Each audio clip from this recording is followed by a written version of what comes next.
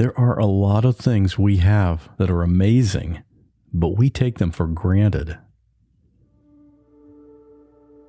Have you ever seen those videos online where the person being recorded is colorblind and their family gets them these specially made sunglasses that actually allow a person to see colors, even though they've never been able to before? Of course, everyone in the family wants to see their reaction the first time they put on those glasses.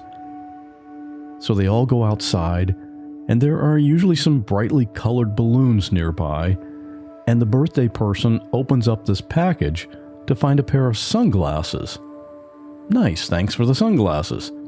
And of course, everyone encourages them to try them on. And what happens when they put those glasses on, and they are now actually seeing colors instead of everything being black and white or just having shades of difference? Their reaction is always amazing. In many cases, they're just so overwhelmed by the colors and overcome by emotion, they start to cry because of what they're seeing.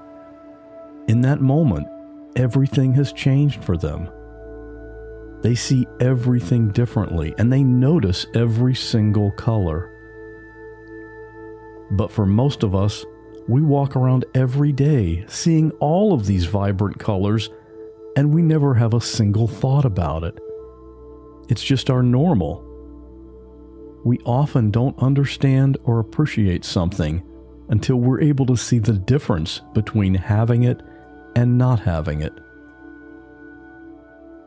My guest today, Chris, can attest to that. Like most of us, he grew up having hands, a left hand and a right hand. They were right there with him for more than 40 years, always doing what he needed them to do. But today, the hands that Chris uses are not the hands he was born with. Real people in unreal situations. There is a girl hanging by her broken leg from the telephone wire. And I called 911 and I said, I found a baby. I turned around. I see a gun pointed at me close enough I could touch it. She would hold our heads underwater all the time. He levels the gun, pulls the trigger, and I go down. Her eyes were full of tears. She didn't want to leave us. My hair catches on fire. I swear to God, this image is burned in my head for the rest of my life. I'm Scott Johnson, and this is What Was That Like?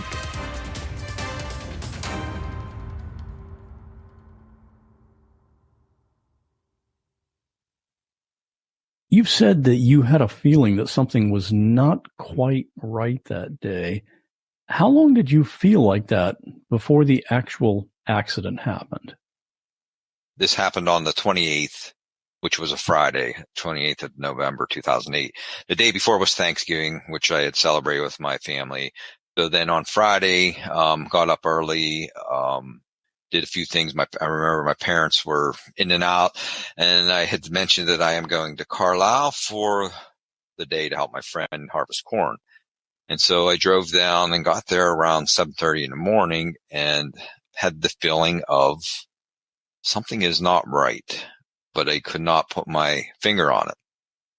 That feeling did not last very long, maybe a few minutes or so. And then I just continued on with my routine being checking the machinery out to see if everything's intact. Everything's going to be operational, looking for any unforeseen issues that could cause a problem. And how old were you at this time? I was approximately 41. So you were taking the day after Thanksgiving just to go to help your friend harvest some corn.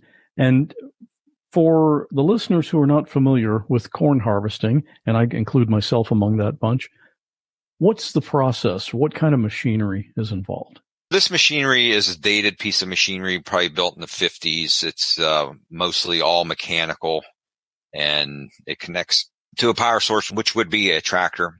And the tractor has a drawbar that hooks this piece of equipment and then puts it in motion, or gets the mechanical operation, is what they call a power takeoff. And it's a drivetrain that it's driven off of the tractor's engine, but also it drives the piece of equipment. And then behind this corn picker is a wagon, which is a gravity box. Inside it's sloped inside. Once it's full, gravity empties the wagon. So how this machine works is, stalks of corn in rows. The planter actually plants them specific inches apart. It's shaped like a V in the front.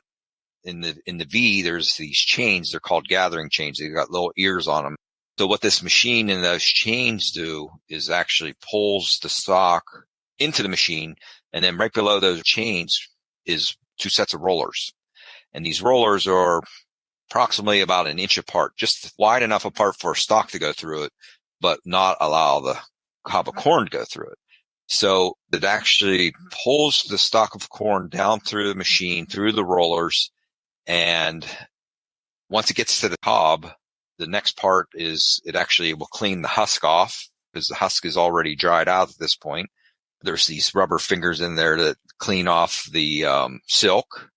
Then it just goes up through an elevator that is chain driven with a rubber paddle that carries the corn up the elevator into the wagon. Throughout the day, I was walking around the machine, make sure there was no issues. Well, I was having issues with those chains that I spoke of. One of them kept falling off. And so I was talking to the farmer and he says, why don't you just take it off and just use one?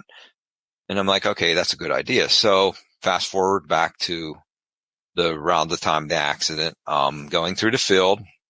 It's already dark. Oh, so you've been working all day by now. Oh yeah, it was all day, and it took me all day to just fill this wagon up. Around 5 o'clock, I had noticed that the wagon was starting to overflow with corn. And mind you, this was my last row of corn to be done for the year. That was as soon as I get to the other end, I was done. Well, I stopped, left the tractor run with the PTO running, got off of the tractor, exited, walked around. I see the ear of corn laying in the V shape. Went to bat it in with my hand, my left hand. Didn't go in. Went to do it again with my left hand. And that time, the chain that was left, I don't know, it happened so quick. The chain had grabbed my cuff of my coat, pulled my hand into the rollers. And at that point, my left hand was in between those rollers, which I said was an inch apart, and they do not spread. It just it's stationary. It stays. And I can add a little bit of more detail to the rollers. The rollers actually spin at 12 linear feet per second. So if you just imagine 12-foot 2x4, it's in 1 second it's gone through. And that's what happened to my hand. I do remember hearing a thump, and then initially pain. And then I'm like, what do I do? Quick reaction was reach with my right hand. I reach with my right. And at that point, both of my hands are now in the machine. Can you describe what's the actual damage to your hands at this time? Are they being cut up? Are they being squeezed into a really tight place? Or what's actually happening to your hands? Well, honestly, at that, being there, looking at it or thinking back now, I mean, I'll explain what you're asking, but back then I had no idea what happened. I mean, it was like, how do I get out of this? So what is happening is those rollers being only an inch apart, it's actually squeezing it. It actually crushed my hand. It actually, the doctors had told me later, it degloved, took the skin right off of my hand.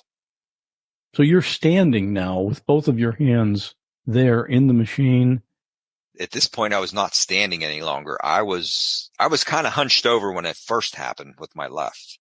And then once I reached with my right, I was actually in a kneeling position, kind of like picturing like I'm praying over this machine. I had my head down. I'm stuck in this machine because at that point, my hands are down. I couldn't move. I couldn't pull them back. I was doing everything I can to pull out, but being in so much pain, I had a balaclava on. It's like a hat, but it had an opening in my face. So every time I would turn my head to scream, it would actually cover my face. So it was muting the sound, but also that tractor was running at 540 RPM. So that means that tractor was at high idle. This was loud. There was a state road probably 75 to 100 yards away from where I was at. I was pointing the opposite direction. So I'm actually in this machine and the road is behind my back and is behind me. I was actually going the other direction in the field to finish up. To my left was a house that was probably 50 yards. So I'm in this machine, trying to do everything I can to get out. Finally, I was like, God, let me die. God, let me die. God, let me die. Well, that third time, somebody had came. But what else is relevant is that from that house that I just said at 50 yards, there's probably another house 100 yards away. The people that lived in that house that was 100 yards away came over to the house that was 50 yards away and said, I think there's something going on there. Maybe we should go check. So at that point, when I said, after the three times, let me die, somebody comes, they had come. I found out later, because I went to visit those people, they were saying that, yeah, I was out earlier, but I only saw the tractor in the field. The lights were on and it was running, but I didn't hear anything. So you remember I said I was screaming out in pain. Well, that screaming out was not constant because, at this point when I'm in this machine, I've lost a lot of blood at this point. So how long from the time the accident happened until someone showed up? That's a good question because I don't really know. When you're in a situation like that, time kind of changes. You don't really. It does, but what's interesting is that I do know a time, but it wasn't when they had come to show up. When they came to find me, it was more. I recall how long I was in this machine before I was life flighted out of the place, out of the area. Vaguely, I remember, I felt it happened around 5:00 and I did not get to Hershey Medical Center until 6:30. So that's how long of a window there was. I don't know how long it took for the emergency crew or the neighbor to find me, emergency crew to get me out of the machine. I do recall them seeing the situation. The one EMT was there and he was telling me, you're going to be fine. Don't look at your hand, because I guess he was concerned that I would pass out. I couldn't understand why he was saying that. I mean, he really didn't know me. I mean, I grew up on a farm. I've seen a lot of things and, he's just basically protecting me from passing out, apparently. Yeah, I'm thinking it must have been traumatizing, like before the EMTs showed up, just the people from the house coming over and seeing what your situation was. It had to be kind of traumatizing for them as well. Oh, I'm sure, because I remember when they came, I was like, you and I are speaking at a normal tone. This was over this machinery. I was giving them phone numbers of who to call my ex-wife, call my mother and dad, and I was even rattling off the phone numbers just through all of this while my hands are stuck in this machine. I think by that point the machine was already off. I remember them saying to shut the fuel off. The farmer, I had rattled off his phone number. So the farmer finally came and he helped them get this machine apart.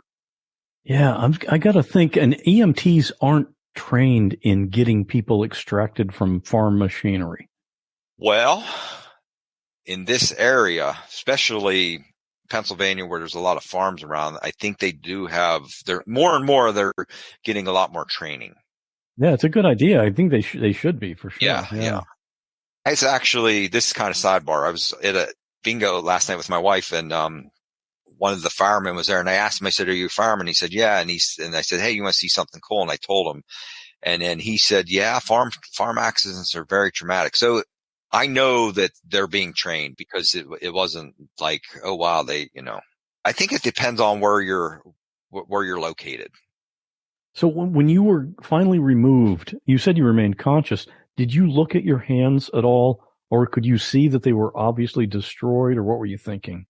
Actually, only thing I recall was on my left. I remember my hand was hanging like by a thread, literally by a thread. And I think it's whenever the EMT said, no, don't look at that. I remember them saying things like, get the bird in the air. So they had where I live, it's called Lifeline. And so that's what this helicopter's called, the Lifeline. I remember being loaded on the Lifeline, and I remember them shutting the door on my right side and remembering how much pain I was in, because I think they bumped what was left of my right arm into the door, and everything's happening so fast. I just remember that moment being in pain, and then getting on the flight, and they had their flight helmets on, so they basically couldn't hear anything I was saying.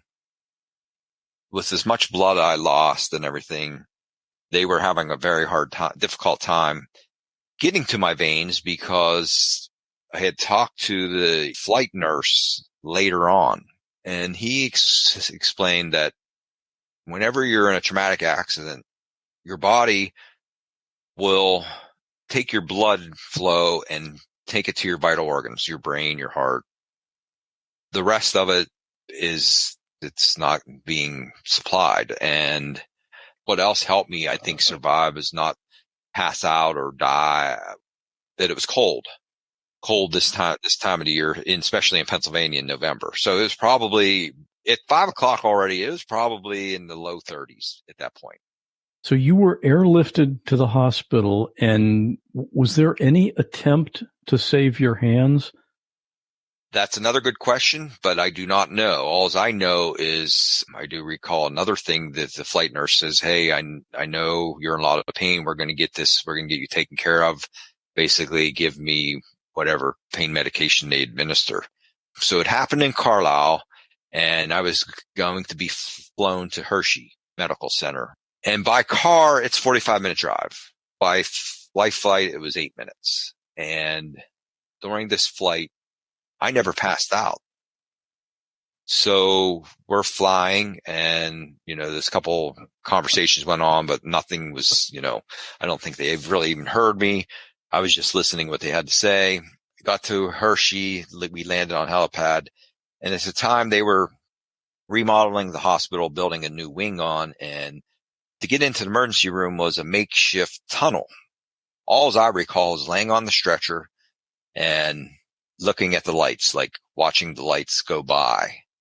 And I remember a nurse coming to me. Hey, she said, Mr. Pollock, you're going to be fine. You're at the #1 trauma center. And at that moment is when I passed out. That's the last I recall. So I'm sure that I passed out because I guess I knew I was safe. I got there, I think I said around 6:30. I think I was conscious again until following day, and I do not recall the time. At that time, my family was all contacted. My ex-wife was there, my mother and dad, my brother, my sisters, just everybody that had some relation to me, they were there. And I remember that doctor coming in I think he was with my brother, and we were in the room, and he says, the doctor said, I want to talk to you. And he said, do you know what happened? And I said, yeah, I lost both of my hands. And that's pretty much where I left it. And he explained that, yeah, you lost your right arm 4 inches below your elbow, or 4 centimeters, and they were dislocated. So basically your right side was basically taken out of the socket, the elbow joint, and we had to reset them and pin them together. And we also did a skin graft. So they took a skin graft off of my left leg to wrap this area where after the amputation, because it was just basically destroyed from the machine, I guess, degloving it as well, as I mentioned earlier. On my left side, my hand was disarticulated. So it was basically taken right off of the joint. And he explained how, why we had to do what we had to do. He said basically everything was crushed, debris and dirt and grease, that there was no way of saving either side. That's where I was at with that.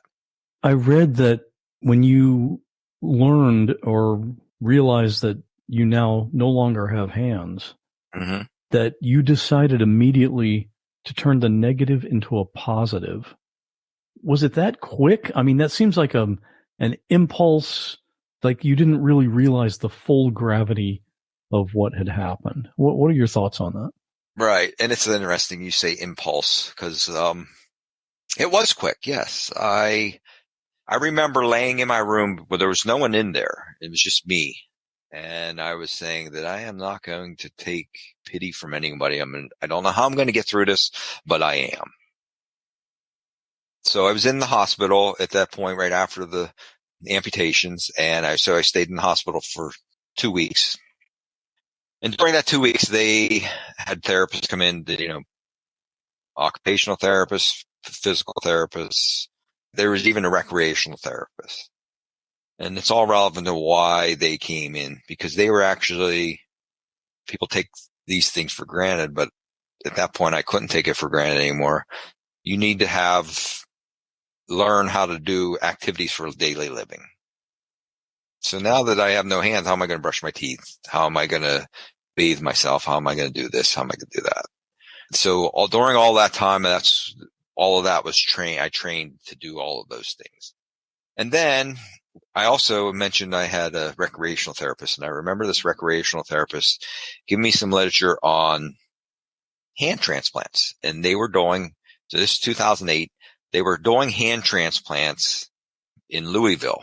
Louisville was the first place in the United States that was doing hand transplants. And I think the first guy that had them in Louisville had double hand transplants. And I think he had lost them by fireworks. Anyway, I read this story and it was interesting. Oh, transplants. But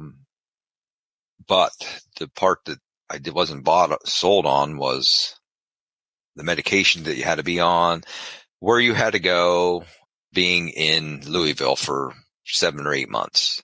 What was it about the medication? I saw that you had rejected the idea because of the medication, but what didn't you like about that? It seemed to be a lot. At that time, I was on depression medicine and some others, blood pressure, cholesterol, that kind of thing. And I felt like I was taking enough already, and I didn't want to take any more. So that was probably my main reason why I didn't do it at that time. I'd get discharged, then I had to be put into another facility where it was a lot more training, a lot more activities for daily living. And at that time is when I was fitted. I was fitted for prosthetics. So I had an appointment to Hershey. I remember this facility I was at. I remember seeing this guy there. He had lost one leg due to a motorcycle accident. And there was this prosthetist in there working with him. And that's the guy that makes the prosthetics. And I just thought, wow, that's fascinating. The things he's doing to get him to use an artificial leg. And I just kept that in the back of my mind. And then so I was given a name to a hand therapist in Hershey. She actually started training me right away and fitting and getting me fitted. So on my left side, I had what they call a farmer's hook. So what it is, to picture what it looks like, is it's a shell made of fiberglass and some, I don't know, other material.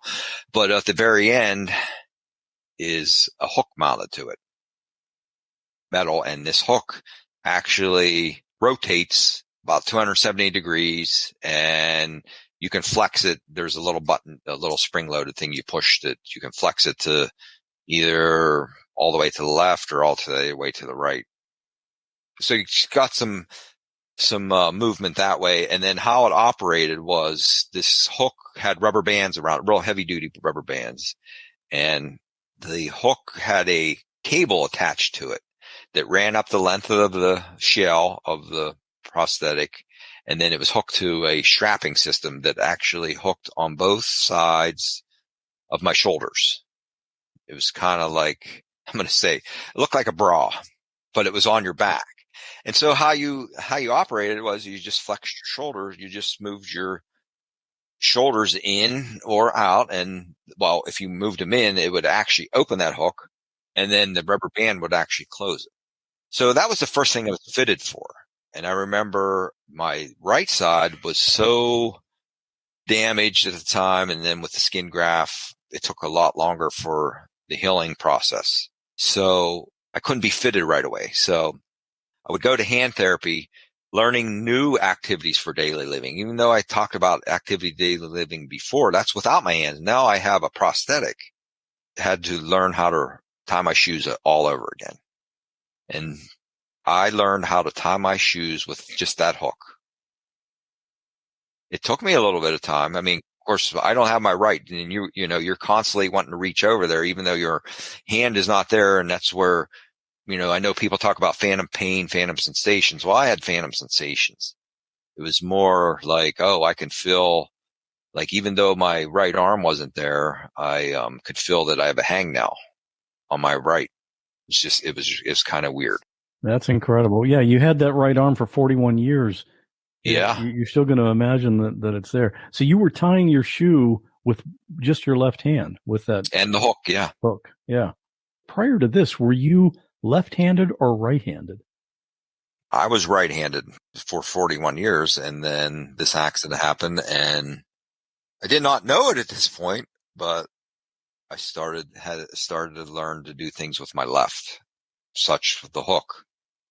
Yeah, you were kind of forced into it, at least at this point in the process anyway.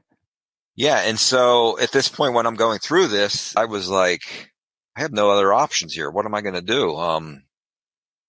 By then I could learn how to hold a toothbrush with my hook. The occupational therapists were the greatest because they always came up with these little things because they're taught in school how to deal with these kinds of situations. And, I could use a fork and a spoon in that hook to feed myself. That was what was great about all of it, is learning. Let me restate that. It's not that it was great that that's happened. It was just great that, I don't know how I'm going to get through, but I am. And that was, to me, was a blessing. Yeah. You're gaining back a little bit of independence with each new thing you learn. Exactly. And so I'm glad you stated that because, at this point I lost my independence. So I'm regaining it.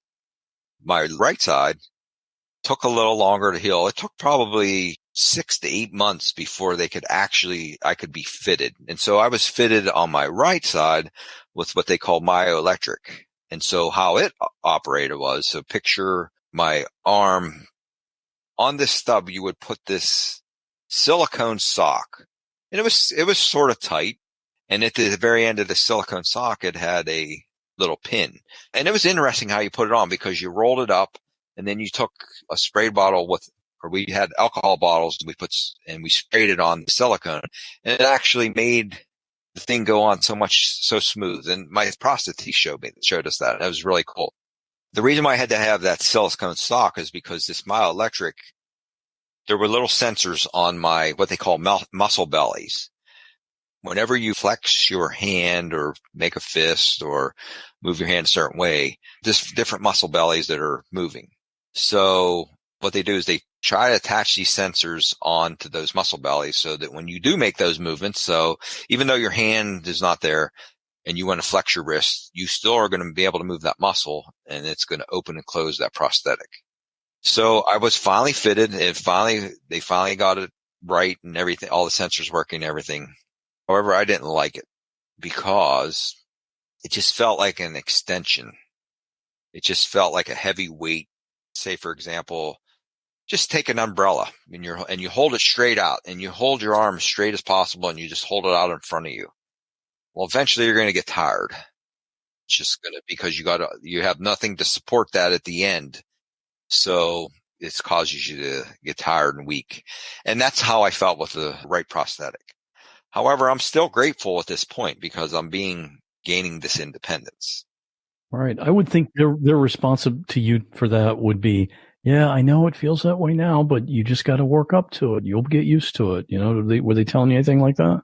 Oh yeah, they were. I took that. I took that advice. It just, I found it more, I actually could do a lot more with my hook than I could with my electric hand.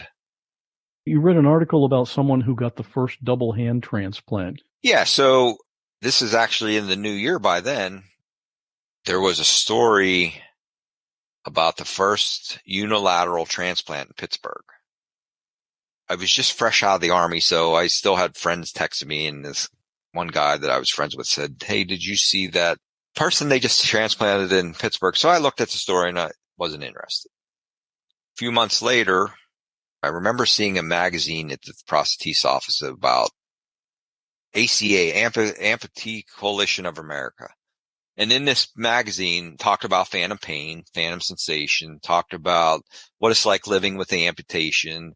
And there was also an article in there of Dr. Lee was talking to this one patient about she had viral meningitis, lost both of her hands, and she was going through some issues. And then the article just talked about that, she could be a potential candidate for transplants.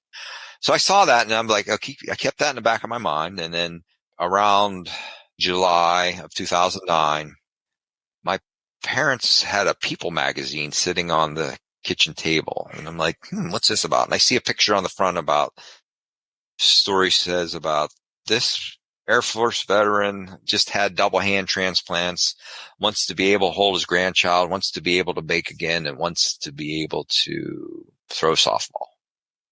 So I go to the story, read the story, and it was just very inspiring to me of all the things he wanted to do. At the end of that article, there was some information of who to contact. I reached out to the number, contacted them the next day. And at this point, I thought about it, and I kind of was already sold on it, even though I just read that article. And they didn't tell me anything. They didn't tell me if I was accepted or anything. But I'm like, I'm going to do this. I actually was thinking, what do I have to lose at this point? Because it's already been 7 months since I've not had hands. The next day, they tell me, oh yeah, I had to be around 40 years old, had to be healthy, had to be below the elbow amputee. I was actually both below the elbow. So they're like, oh yeah, and then why don't you come out? So I went to Pittsburgh. And that's convenient because this was Pittsburgh. So you weren't, how far away were you from there? I live in Harrisburg, so it's about 3 hours. I mean, it could have been that People magazine was talking about this guy that had surgery in California or something. Right. And at the time after I read it, it was done in Pittsburgh.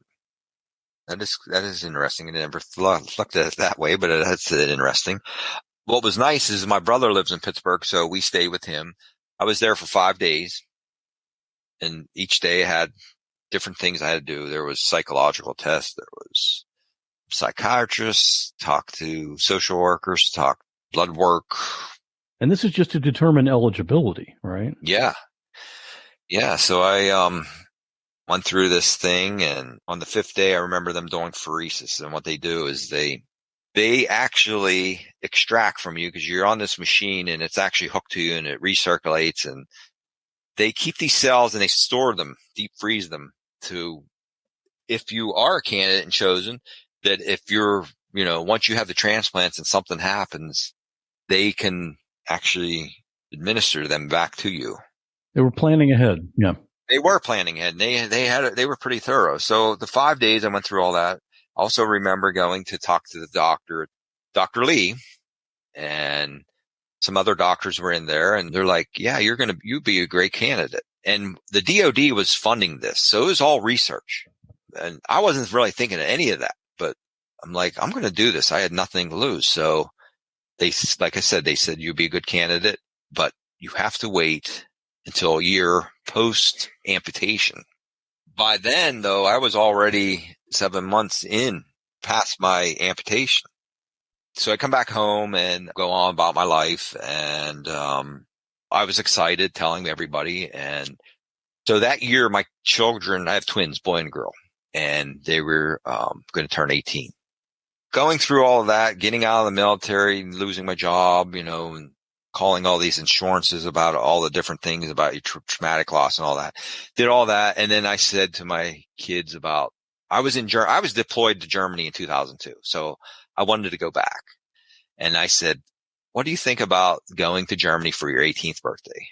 So I go to Germany with them right before my transplant. So I come home December of 2009, called, put my name on a list. 2 months to the day that I put my name on the list, they found a donor. So it would have been February 3rd was the evening I was called. What were the requirements for a match? I mean, it seems like obviously blood type and size, but what were they looking for? Scott, there was so much. I still don't even really know the full answer. I just know that during all that blood work, and I remember they drew 17 vials of blood out of me, and they were testing for viral strands. I remember that was a big thing. They were making sure that everything matches up somewhat, somehow. I don't know. Can't wrap my head around it to figure that out, but that's what they did. So they had to find somebody that was almost the same size. I tend to think of just like superficial things, like you're a white man, and if a donor that was a perfect match otherwise came up and it was the hands of a black man, right? I mean, do you say no? I mean, it's better to have hands, even if they are going to look like they don't match your body, but maybe they don't even consider a match like that. I don't know. I don't think that they would do that. I really don't. I don't know the answer, but no, probably not. I mean, there's got to be other ramifications for that too, psychologically, or I don't know. But I mean, obviously that's not what happened anyway. So you found out that you were a match, and what happened from that point? I guess it's this phone call around 11:30. That's 11:30 at night. 11:30 at night, yeah. What's strange is that living at my parents', they had a landline, and back then something had to be wrong if you were getting a phone call that late at night. So I decided to pick it up, and then that's whenever they said, we had found this match. We need you in Pittsburgh by 7:00 in the morning. This is 11:30 at night, so 8 hours. I remember getting off the phone. My mother and dad were asleep. I had to wake them up. We got in the car and we drove to Pittsburgh. We got there before 7. And they said, oh yeah, we're going to be doing your surgery in a couple hours. Well, something happened and it ended up being postponed until the 5th. Well, to set that scene, February 5th, in that time of the year, February, and in Pittsburgh, they get a lot of snow. And maybe you recall this, but they called it the snowpocalypse. So DC got shut down. It snowed that hard. One of the doctors that did my microsurgery was from UCLA. However, he was red-eye flighted to Pittsburgh during this snowstorm. And the reason he is because he was part of the team prior to my surgery. I thought that was interesting because as soon as my surgery was over, he had to go back to UCLA. I do recall them having an anesthesiologist come in, and they, of course, put all their different connections to you to connections. Yeah. But that's the last I recall because I think I was in and out of it by then because it was, the medicine may have been kicking in or whatever. I recall the surgery being 11 and a half hours long. There was 21 surgeons and there was 4 operating tables. So they're preparing me on 2 tables. So there's a table under each arm. They're preparing that area. And then they're preparing the limbs off of the donor and another table. A little bit of what I know of the donor is that the man was from West Virginia, who's brain dead. And I know this because I could see it. He had red hair. I remember waking up the next morning and the doctor say, wiggle your fingers, but don't move them too much because, everything's, all the connections are new, all, this with the sutures and so on and so forth. You don't want to break them right away, right? Yeah. Exactly. But I moved them. I was like, wow. And so I had that in my mind that, I'm getting transplants. My hands are going to work right away. I was definitely put down by that because that's not how it worked. Wow. But at least you had control of it. I mean, that was kind of That's what the sign of success they were looking for, that you could move your fingers. What they did had worked. Right. But I think in my mind, I was thinking they're going to, I'm going to have full function. But I guess that was irrational to think that. So right after that surgery, of course, they usually try to get you ambulatory right away. So they put me, I was out for 11 and a half hours and the full medication, and they're trying to get me to walk just a little bit. And it felt like it was 10 miles that I'm walking, but it was only a short distance. And I started doing therapy. It's hand therapy. It's like to make sure that to lower the swelling and just different things that happen after surgery. So they were trying to prevent all of those such things. Yeah, your therapy schedule was crazy. Yeah. In the beginning, it was 6 hours a day, 5 days a week. And they wanted to do, a lot of times they wanted to do more. They wanted to do on the weekends. And at that point, I look back and I'm thinking, wow, I can't do all this. I'm still looped up on the medication from surgery, and it seemed like it took for a couple of weeks for that to go out of my system, and then all the different medications. So before the transplants, they give you this medication that depletes your system of all immunity. So basically you're susceptible to anything afterwards, after this. So basically they're tearing you down and building you back up.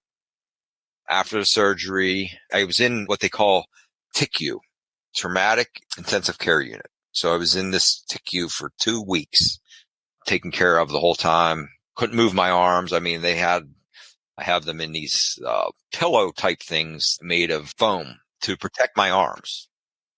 So I know we talked about independence. So I lost my independence again, but now I'm regaining this independence. We were talking about how long these occupational therapy appointments were. So they were 6 hours a day. And so I'm in Pittsburgh now, and I was there for 7 months. So from February till August. And during that time frame, I'm going through all these therapy sessions. So my routine was I get up in the morning. I stayed at this place called Family House, and it was a nonprofit organization that allows people to stay there depending on what kind of thing they're having at UPMC. Because I was on this research program, they actually paid for my stay there. But I had to have a family member be with me because they had to prepare my meals. It was like sort of like an old hotel. So I would get up in the morning, my parents, whoever was staying me, people would stay a week at a time. 1 week it'd be my mother or my dad, whoever. I would go over to the hospital. First thing in the morning, I'd have to go for blood work. There was a lot of transplant patients because they did a lot of transplants in Pittsburgh, but they all had to have blood work because their doctors were, trying to get this medication levels to make sure everything's going the way it's supposed to. And I would get so frustrated because sometimes it would take an hour or two. I would sit down there for an hour or two. So that whole time, and I'm kind of a go-getter. I got to be on the move. And then I was in the military, and it doesn't help to just sit around like what we called in the Army, hurry up and wait. That's one thing I can't stand is sitting and waiting around for what, it's like, can't we process this or speed it up? Eventually, as anything is what I found out later, everything in life's temporary. So I would go to the blood work. It would be an hour late for therapy. And then by then I was thinking I was starting 8 to 2. That'll be my 6 hours. And then, of course, my doctors, they wanted to come in. They wanted to come in, see how I was doing. They wanted to do video, and they wanted to do this and do that. And I actually got to the point where, how am I going to make this time up? You want me to do this, do well and do my best, but then you're coming in and taking away from my time. And so basically what it would do is when they come in, if they were in there for an hour, then I'd have to stay another hour. I didn't want to do that. I wanted 6 hours and I wanted to be done. I was just adamant about that. But again, it was temporary. Went through all that, and those are just little growing pains I went through. Went through that. And during this therapy, I actually met the article I read in the People magazine. His name was Jeff Kepner. He had to come in, and I forget why he was there, but he had to do some therapy. And he was like, "Why are you working so hard? Like, I just want to get done. I want to go home." That's one thing about me, Scott, is I'm a worker. I will stay at something until I am done. It doesn't matter what it is. I'll work on it. I'm determined to get it done. And that was what I was determined. So I went through the therapy and that guy telling me that, and backstory is I'm doing much better than he is. Hindsight is that therapy paid off. Finally, it came to time. I got to come back home. Going through all those growing pains in Pittsburgh, that 7 months, I was told that I could come back and go to Hershey. And I actually got to go back to the hand therapist that fitted me for my prosthetics. All in all, I was there. I went to therapy for 5 years. What can you do now with your new hands that you couldn't do when you first got them? Well, I always start off with this, and that's a good question. People will ask me that. What can you do? It's not what can I do, it's how can I do it. I know that I have limited dexterity. I was a mechanic prior to losing my hands. I still have the mindset to be a mechanic, but I just I just don't have the dexterity to do that type of work. Again, determined is a word that doesn't leave me. I am determined to do it. I actually work on my own stuff at home. I have small engines like blowers and weed eaters and lawnmowers, and I do, that kind of mechanic work on that stuff. It's basically, I'm not under the gun to say, oh, well, you need to get this job done faster. No one's pressuring me to do that. I can honestly say the only thing I can't do or haven't tried, I've not fired a weapon, because now that I'm left-handed, you have to hold the weapon differently than you do when you're right-handed. And the other thing is I don't have the strength. I mean, even though pulling the trigger may not seem like a lot, I don't have enough strength in my fingers to do it. So you can move all your fingers. You just don't have the same grip strength as with your original hands. No. A man can have anywhere from 80 to 100 pounds of strength in his hand. You're like, that's a lot. I think the most I've ever had was 20. That's probably a good comparison of what I had and what I have now. But you know what? I don't discount any of it. Yeah, that's the way to look at it. Because, I mean, comparing it to a person that never lost their hands, you're a lot less. But comparing it to what you had when you were standing there in the field, stuck in the machine, you're miles ahead of that. Yeah, and then I can also say, I know this is a traumatic story, and we're talking about it and what was it like, kind of thing, and I'm telling all ins and outs. But there's other stories out there that I have no idea what it would be like, because I'm not in those shoes. So I can relate, I can understand what's going on, but I've never lived it. So it shows me to be more compassionate. I can say that, to respect what I have. Because we don't know what other people have gone through. Right. Let me ask you one final question. Why is it important for people to hear your story? What's the message you want to get out there? It is an inspiring situation for people to hear, because I know everybody in life has troubles. I don't care who you are. Sometimes telling your story, you may tell it to somebody that you don't even know what's going on. And it can make their day much better whenever they see it and see what they've gone through. And I have a quick story about my wife. My wife and I met online, but it was not a dating site. And I posted my story about losing my hands and how thankful I was. And her story was she was going through a divorce and how hard it was for her. But then she's like, read my story and she's like, wow, this man, I cannot believe how thankful he is and everything he's been through. My story is not that bad.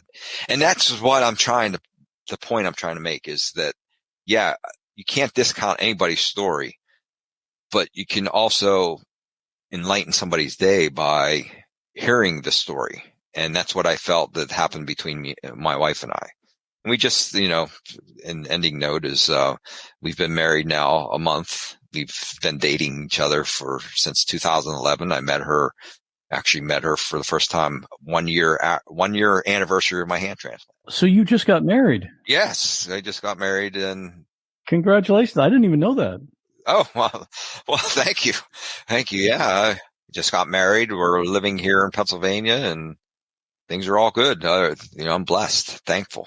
Life is good. Yes. If someone is hearing this and is going through something, maybe not losing their hands, but something traumatic or might be discouraged or whatever, and would like to contact you, you've said that it's okay. We'll put your email address in the show notes so people can contact you if they would like to. Sure. Chris, thanks so much for sharing your story.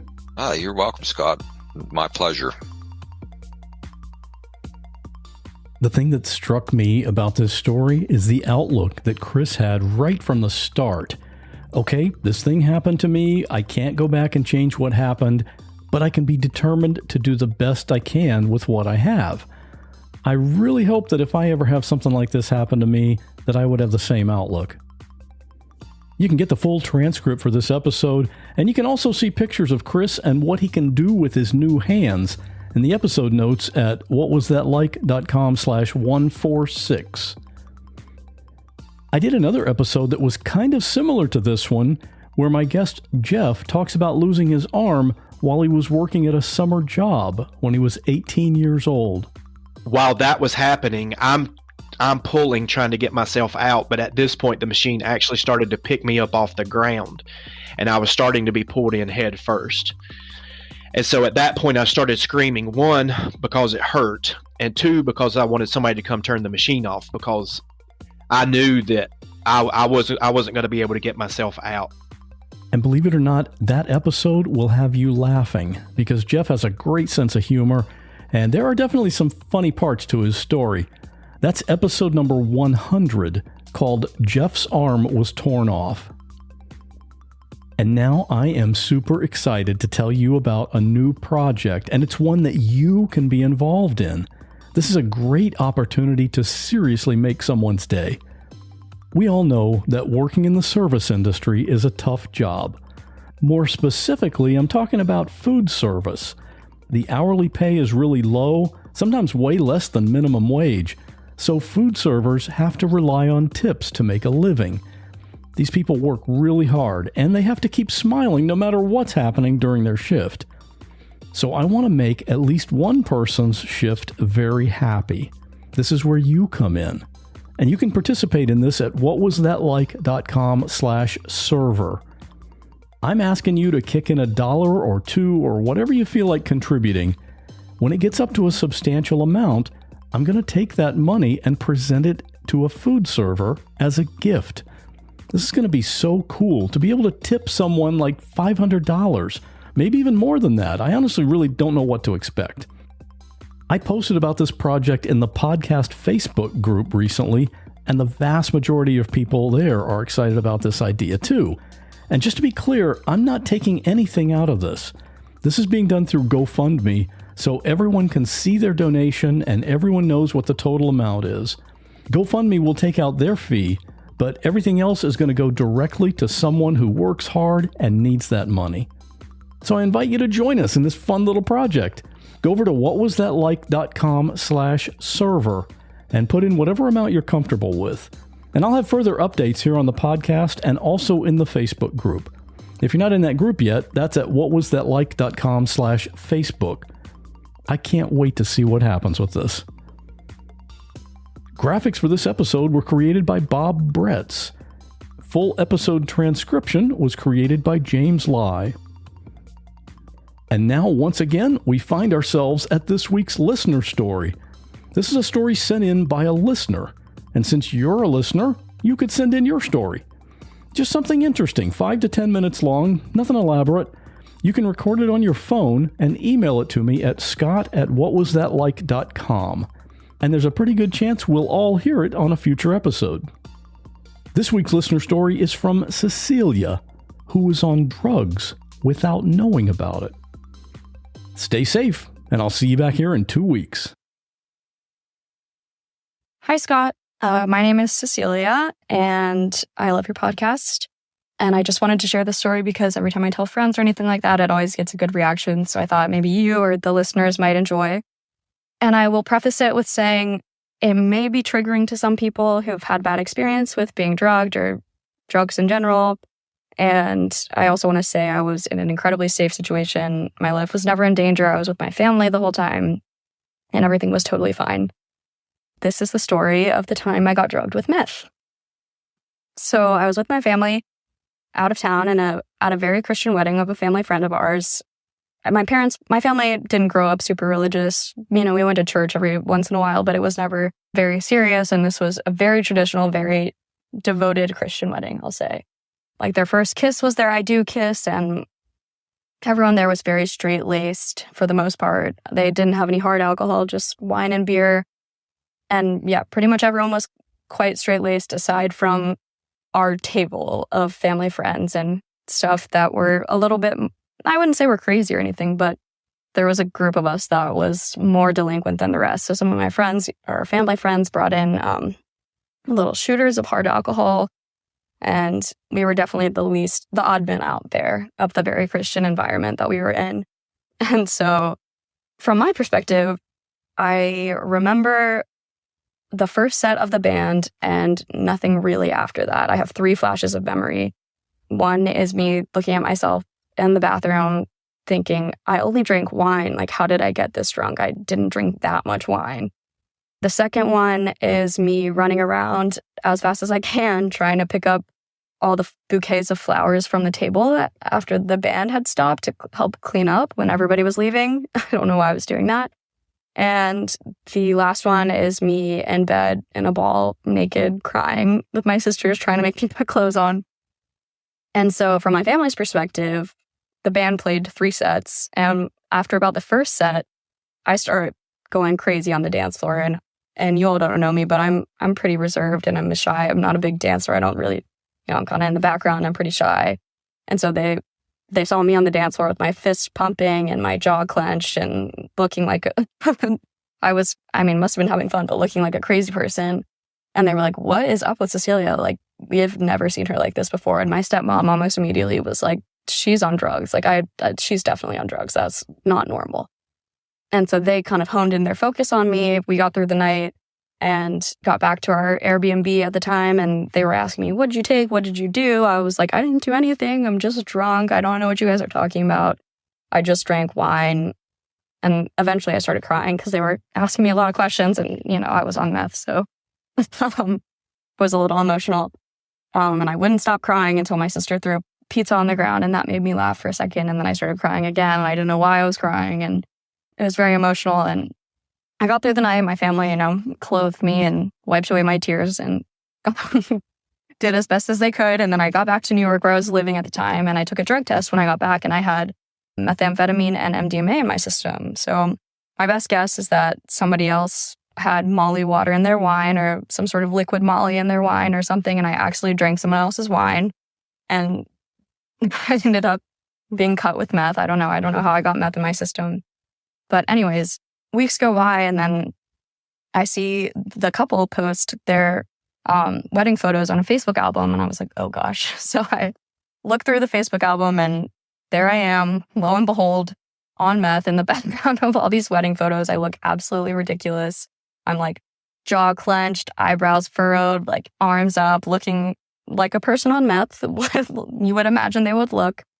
So yeah, that's how I ended up being on meth in probably one of the last places you want to accidentally be on meth at. And yeah, I tried meth just once and I don't think I'll ever do it again. Not on purpose, at least. Thanks for listening. I love your podcast. Keep doing what you're doing.